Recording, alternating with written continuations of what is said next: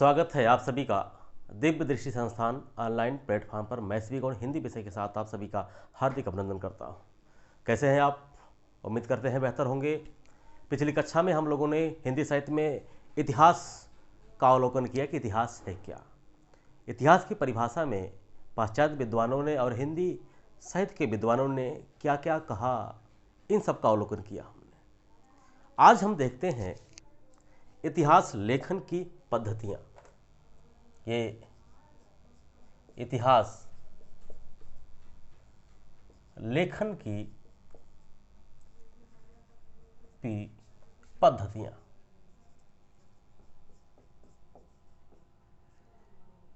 अब इनके अंतर्गत हम ये देखेंगे कि इतिहास लेखन की जो पद्धतियाँ हैं, जैसे कालानुक्रम पद्धति, विधेयवादी पद्धति, समाजशास्त्री पद्धति, वैज्ञानिक पद्धति, विधेयवादी पद्धति और कालानुक्रम पद्धति, इन सभी पद्धतियों का अवलोकन हम करेंगे और ये सारी पद्धतियां हम एक एक करके देखते हैं।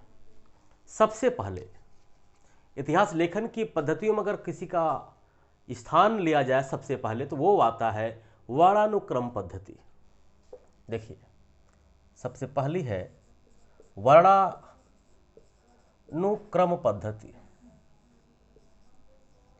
वर्णानुक्रम पद्धति, ये नाम से ही क्लियर है। वर्णानुक्रम, वर्ण धन अनुधन क्रम। अगर इसे आप खंडित करें तो देखें आपको खुद प्राप्त हो जाएगा ये वर्ण अनुधन क्रम। वर्ण अर्थात ध्वनि का लिखित रूप, अनु उपसर्ग है जिसका शाब्दिक अर्थ है बाद या पश्चात। बाद या पश्चात अर्थात वर्ण के बाद वर्ण का जो क्रम हो, अर्थात वर्णमाला के क्रमानुसार, अर्थात वर्णमाला में जो हमारी ध्वनियाँ वर्णित की गई हैं व्यवस्थित स्वरूप, उन्हीं वर्णमाला के क्रमानुसार इतिहासकारों का, हिंदी के विद्वानों का और उर्दू के विद्वानों का जो क्रम ले लिया गया और यथावत तो रख दिया गया, जन्मतिथि से कुछ लेना देना नहीं रहा। कब किसका जन्म कब हुआ। अगर काशी केशव है तो काशी कबीर भी हैं। कबीर दास जी भक्ति काल में और केशव जी रीति काल में, कोई फर्क ना पड़ता। बस एक साथ वर्णमाला का क्रमानुसार, काल को देखने की जरूरत ही नहीं समझा उसने।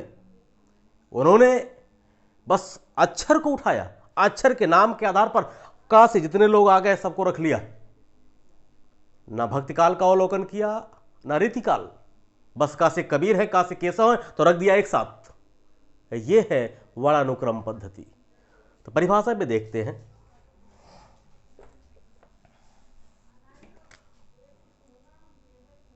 इतिहास लेखन की ऐसी पद्धति, जिसमें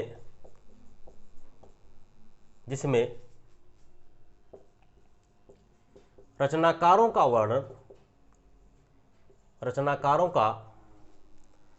वर्णन वर्णमाला के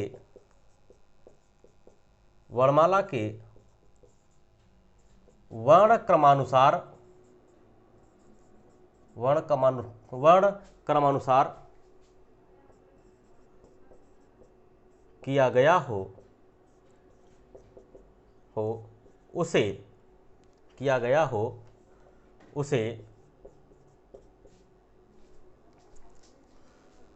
वर्णानुक्रम पद्धति कहते हैं।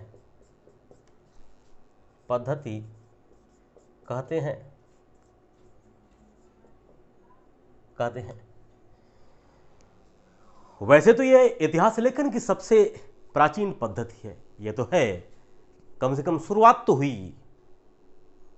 जहाँ कुछ नहीं वहाँ शुरू होने की बात हो तो बहुत अपने आप में वो मायने रखता है। यह इतिहास लेखन की सबसे प्राचीन पद्धति है। इतिहास लेखन की, इतिहास लेखन की सबसे प्राचीन पद्धति, सबसे प्राचीन पद्धति। अब जन्म और रचना, न जन्म को आधार माना गया, न रचना का आधार माना गया, न रचना में वर्णित तथ्यों का अवलोकन किया गया, केवल नाम के आधार पर रख दिया गया।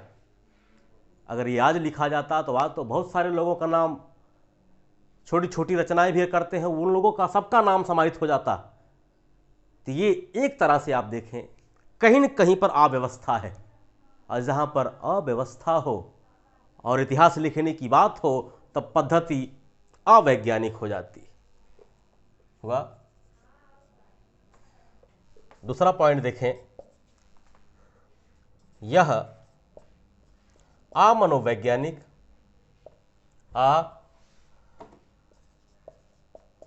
मनोवैज्ञानिक पद्धति है।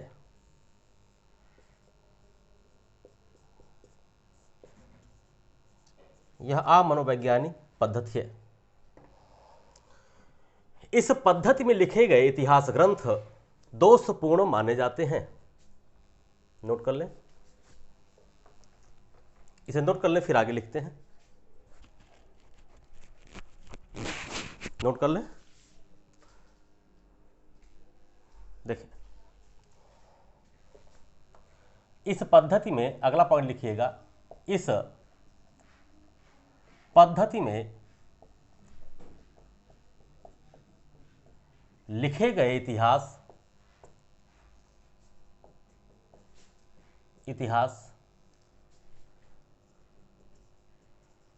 दोषपूर्ण माने जाते हैं।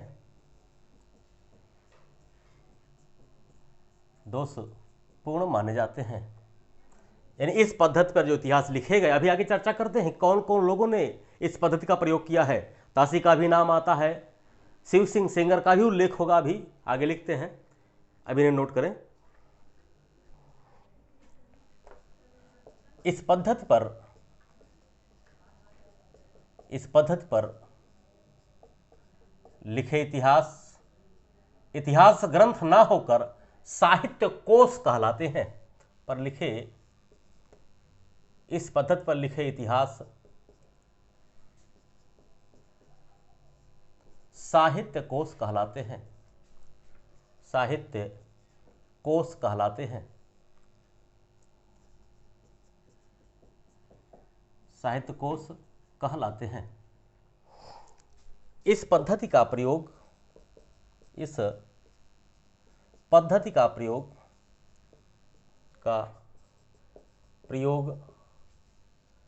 गारसा दातासी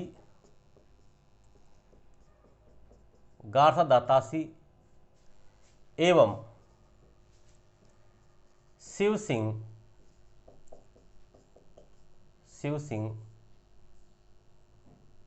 सेंगर ने किया। सेंगर ने अपने इतिहास ग्रंथ में किया। अपने इतिहास ग्रंथ में किया। गारसा दातासी के इतिहास ग्रंथ की बात की, इतवार दाला लिटरेचर एंडो हिंदुस्तानी, और शिव सिंह सेंगर ने शिव सिंह सरोज लिखा। अर्थात शिव सिंह सरोज और इतवार दाला लिटरेचर एंडो हिंदुस्तानी, ये दोनों ग्रंथ वर्णानुक्रम पद्धति पर लिखे गए हैं। ग्रंथों की चर्चा आगे करेंगे, अभी केवल पद्धति पर ध्यान दें। बस ध्यान रखें, गारसा तासी और शिव सिंह सेंगर, इन दोनों ने वर्णानुक्रम पद्धति का प्रयोग किया।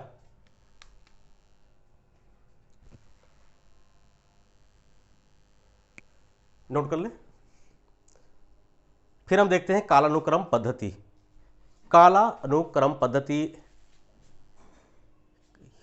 पद्धति इससे तो कहीं बेहतर ही है। अब वो क्या है देखते हैं। देखिए, नोट कर लें, यह है कालानुक्रम पद्धति। कालानुक्रम पद्धति, यहाँ आप देखें ये है काल और अनु, इसके बाद क्रम। अब यहाँ पर जो इतिहास ग्रंथ की रचना की जा रही है वो काल के अनुसार की जा रही है। काल के, अब समय, अगर समय की बात होगी तो जन्म, रचना का समय और रचनाकार का समय, हर समय की बात। काल यानी टाइम, टाइम यानी टेंस, टेंस यानी समय, यानी समय की बात की जा रही है। अब इतिहास ग्रंथ, ऐसे इतिहास ग्रंथ जो कालक्रम के आधार पर लिखे गए हों उन्हें हम कालानुक्रम पद्धति कहते हैं। तो देखें,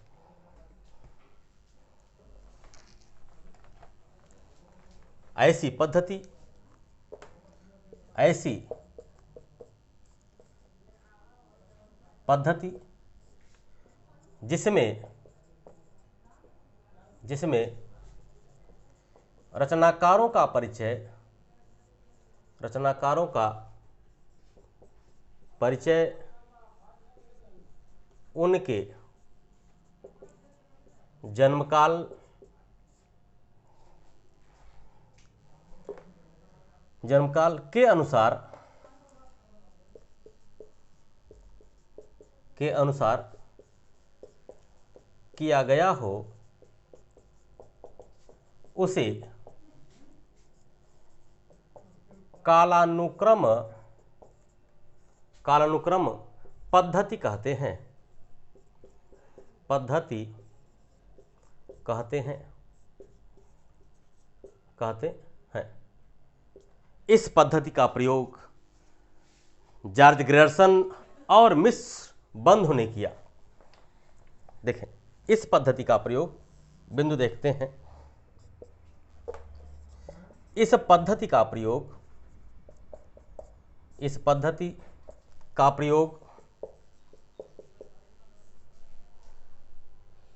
जॉर्ज ग्रियर्सन एवं मिस्र बंधुओं ने किया। मिस्र बंधुओं ने किया। यह पद्धति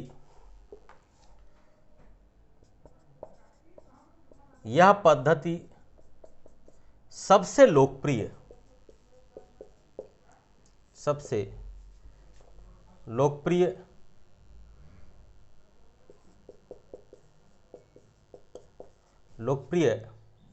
पद्धति है।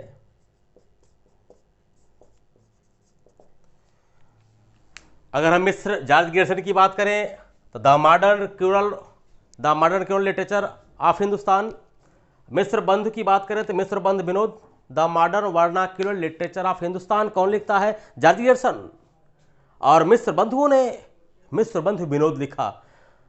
जॉर्ज ग्रियर्सन और मिस्र बंधुओं ने कालानुक्रम पद्धति का प्रयोग किया, जो बहुत ही उपयोगी और प्रचलित रही है। नोट कर लें, फिर आगे देखते हैं।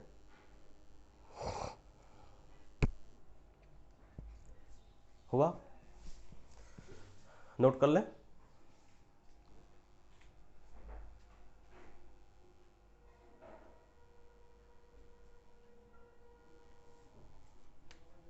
हुआ? देखें,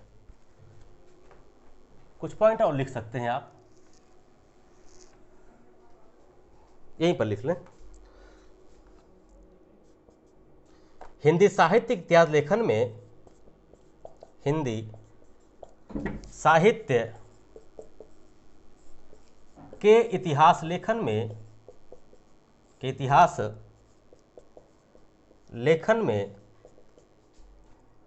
इस पद्धति का प्रयोग हुआ है। इस पद्धति का प्रयोग हुआ है। नोट कर लो। इसके बाद हम देखते हैं समाजशास्त्री पद्धति, जिसका प्रयोग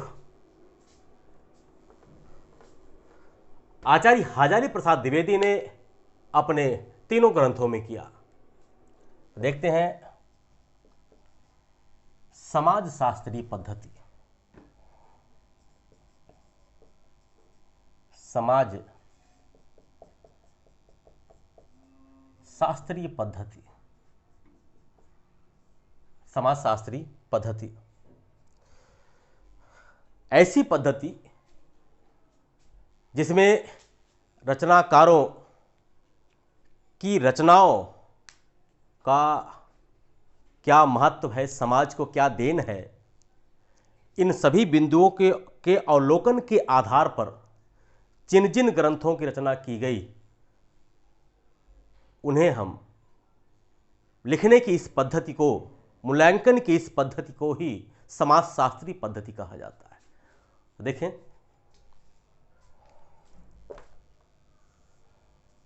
इतिहास लेखन की वह पद्धति, इतिहास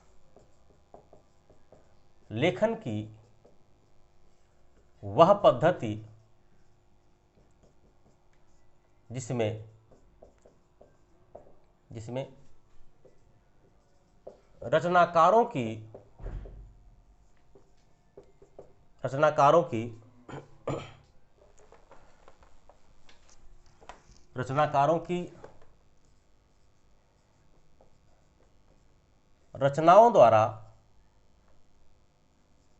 रचनाओं द्वारा समाज की देन, यानी उनकी रचनाओं से समाज को क्या मिलता है, समाज की देन। इतिहास लेखन की वह पद्धति जिसमें रचनाकारों की रचनाओं द्वारा समाज की देन के आधार पर मूल्यांकन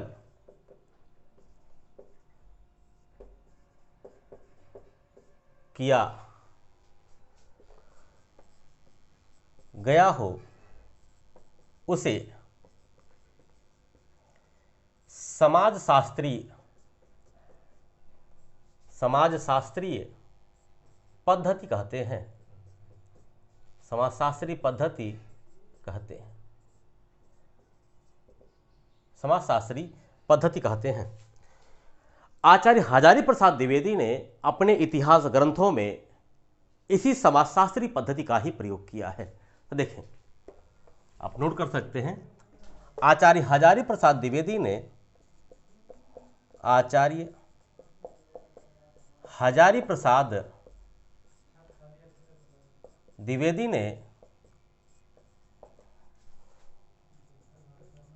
अपने इतिहास ग्रंथों में इसी पद्धति का प्रयोग किया है।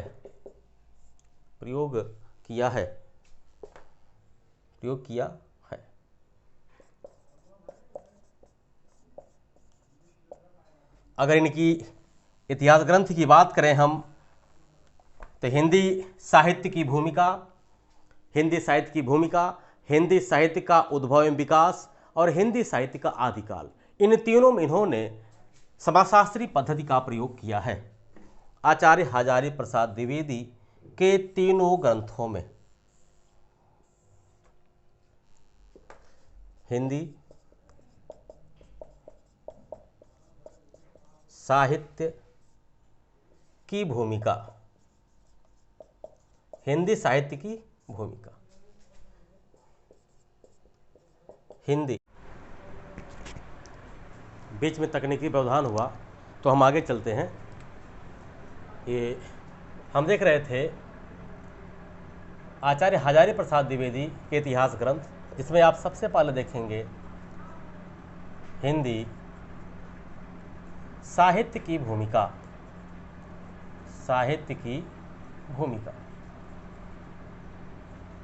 और दूसरा देखेंगे आप हिंदी साहित्य उद्भव एवं विकास, और तीसरा है आप देखेंगे हिंदी साहित्य का आदिकाल। हिंदी साहित्य का आदिकाल। हिंदी साहित्य का आदिकाल। ये आपने देखा समाजशास्त्री पद्धति का प्रयोग। समाजशास्त्री पद्धति का प्रयोग आचार्य हजारी प्रसाद द्विवेदी ने अपने इतिहास ग्रंथों में किया है।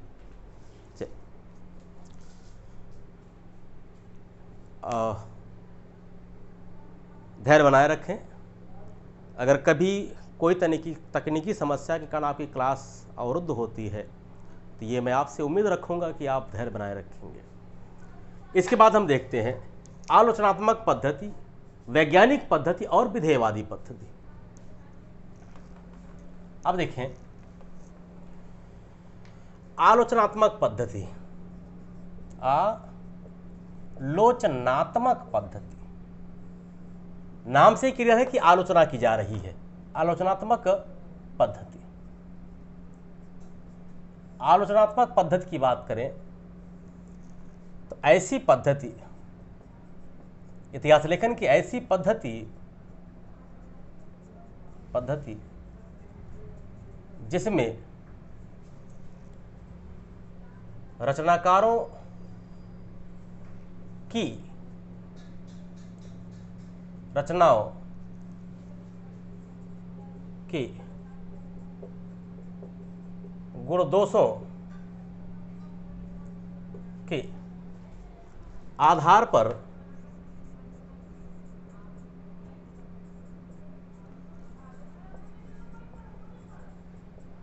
मूल्यांकन किया जाता है। मूल्यांकन किया जाता है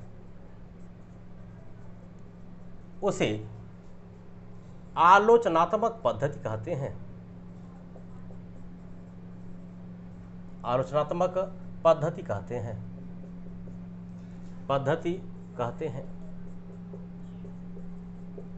इस पद्धति का प्रयोग सर्वप्रथम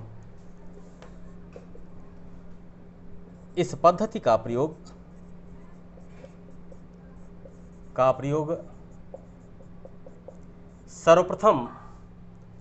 प्रयोग सर्वप्रथम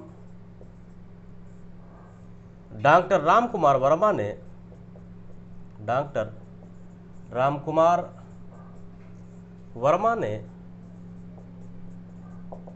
अपने इतिहास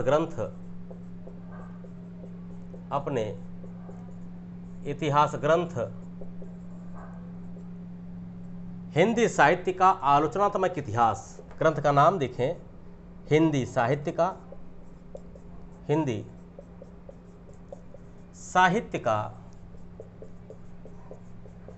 आलोचनात्मक इतिहास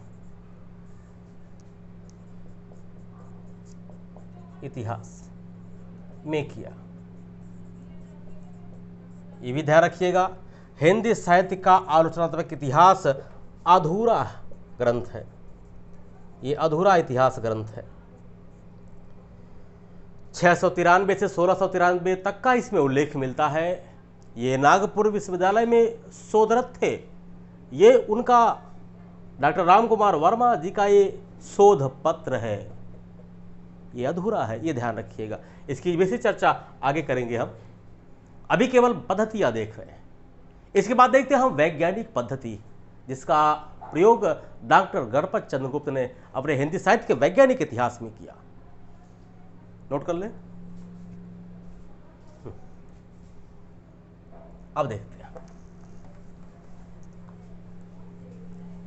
वैज्ञानिक पद्धति।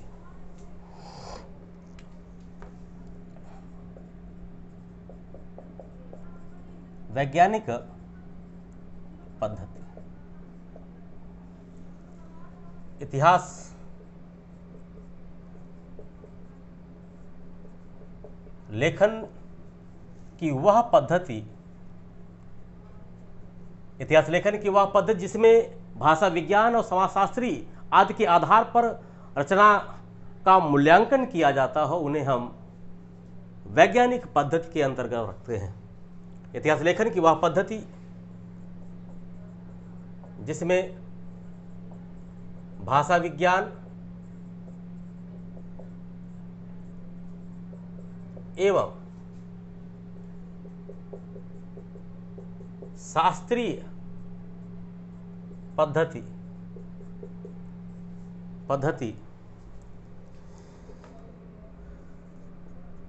आदि के आधार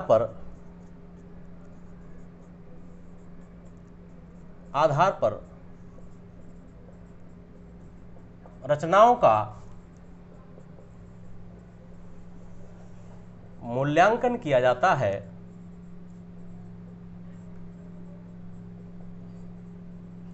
है, उसे वैज्ञानिक पद्धति कहते हैं।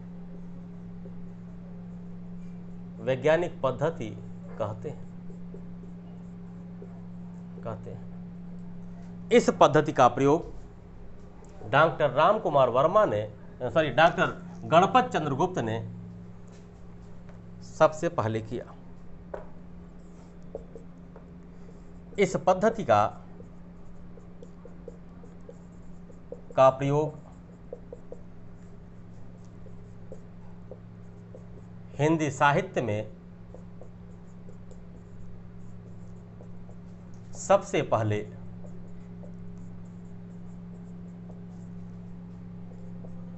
डॉक्टर गणपति चंद्रगुप्त ने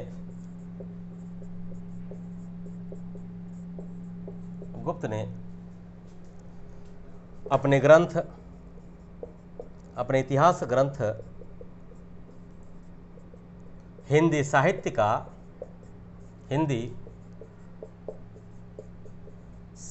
का वैज्ञानिक इतिहास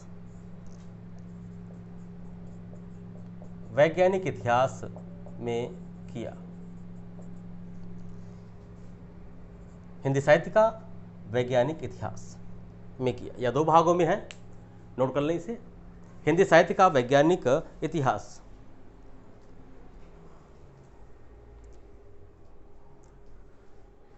अब एक विधेयवादी पद्धति जो बहुत ही महत्वपूर्ण, सबसे नवीन और सर्वाधिक प्रयोग, यहाँ तक कि आचार्य रामचंद्र शुक्ल ने भी अगर किसी पद्धति का प्रयोग किया है तो उस विधेयवादी पद्धति है।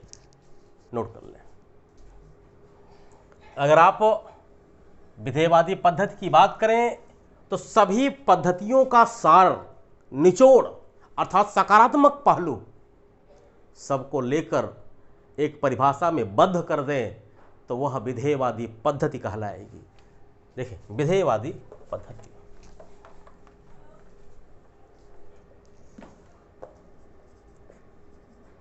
विधेयवादी पद्धति इतिहास लेखन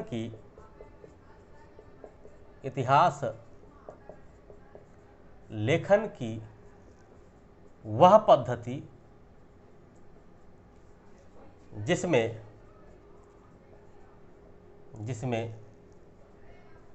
भाषा विज्ञान,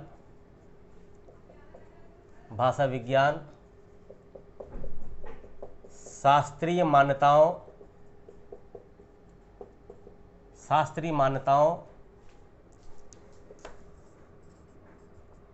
रचना के गुणदोषों,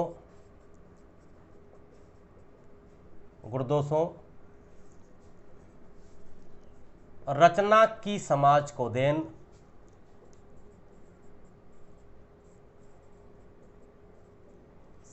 देन, काल वातावरण,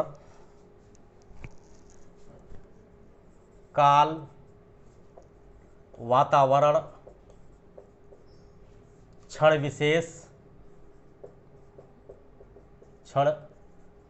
विशेष इत्यादि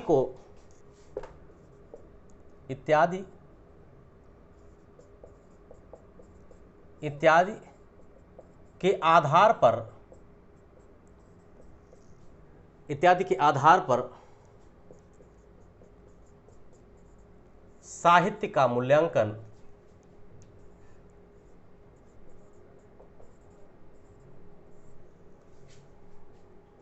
ही विधेयवादी पद्धति है। विधेयवादी पद्धति है। अगर इस पद्धति के बारे में आप जाने तो यह पद्धति सबसे नवीन और प्रचलित है। और एक बात और जान सकते हैं कि विश्व में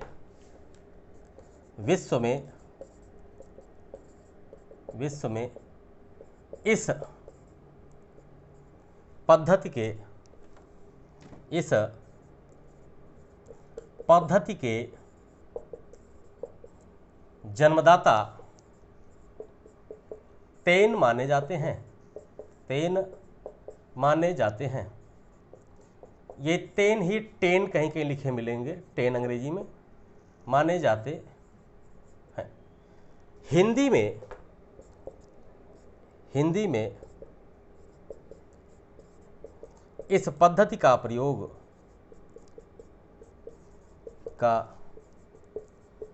प्रयोग सर्वप्रथम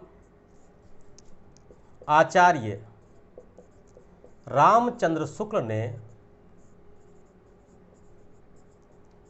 ने अपने इतिहास ग्रंथ में किया।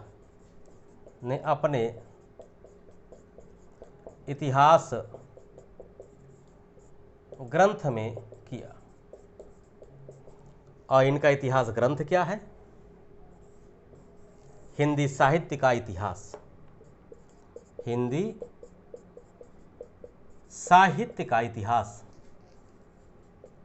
जो हिंदी शब्दसागर की भूमिका में लिखा गया, और लिखा तो वैसे 1928 में गया, लेकिन किताब के रूप में 1929 में प्रकाशन हुआ इसका, हिंदी साहित्य का इतिहास हुआ।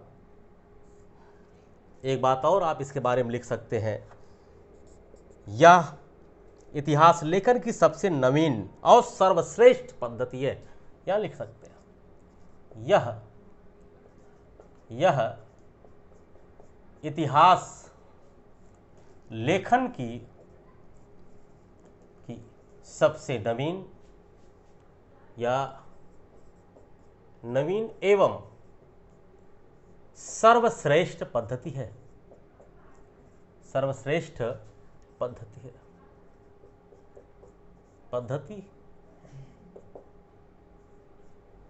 ये रहा हिंदी साहित्य इतिहास लेखन की पद्धतियां, नोट कर लें।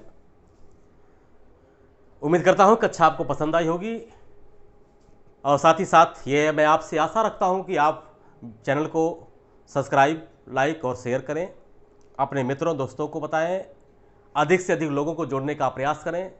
मिलते हैं हम आपको आपकी अगली कक्षा में।